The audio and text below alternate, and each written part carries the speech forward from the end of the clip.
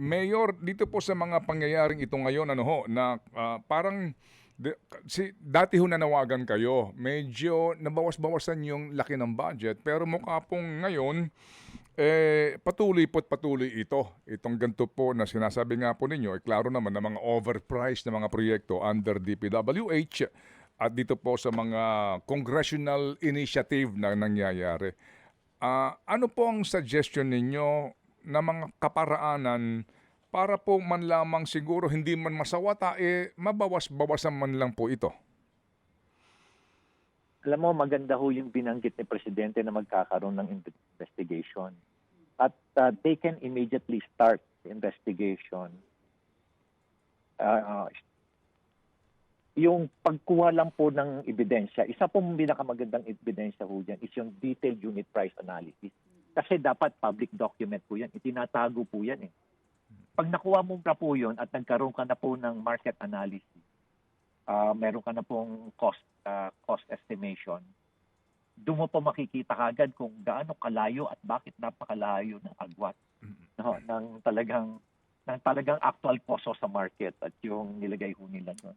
Eh makikita nyo lang yung kalokohan ho nila, pati tubig, isinama nila sa detailed unit price analysis, pati foreman, kung ano-ano nilagay nila doon just to justify the cost. Pero makikita mo, talagang absurd and totally unreasonable po yung cost.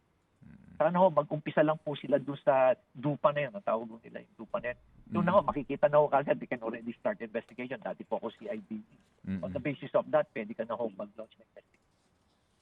Opo, yung dupa ho, itong detailed unit price analysis kung tawagin. Pero Mayor, sa inyo po din ang galing kanina, dito po, baka may mga kaalyadong tatamaan.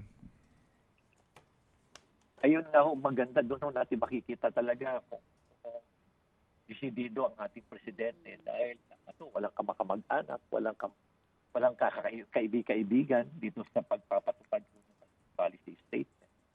Ang nakakalungkot lang po, Sir Ted, is yung ebidensya laban dyan sa mga politiko. Kasi ho, karamihan ko sa kanila, tanggap lang ng tanggap. Wala namang pinipirmahan. Di ho ba? Yan po yung sistema eh. Pero sila ho yung pinakamalaking porsyento.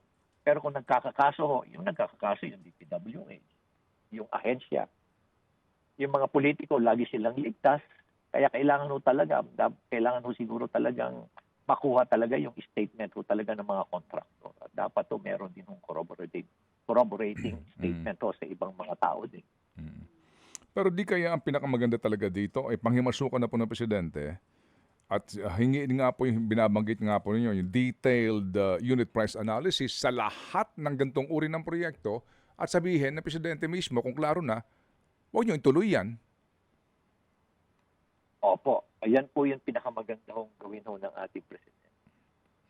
At sana po tuloy-tuloy kasi sa nabanggit po niya, Sir Ted, you remember, sabi mo niya, sa susunod na araw, magkakaroon ng investigasyon at magkakaroon ng filing of cases.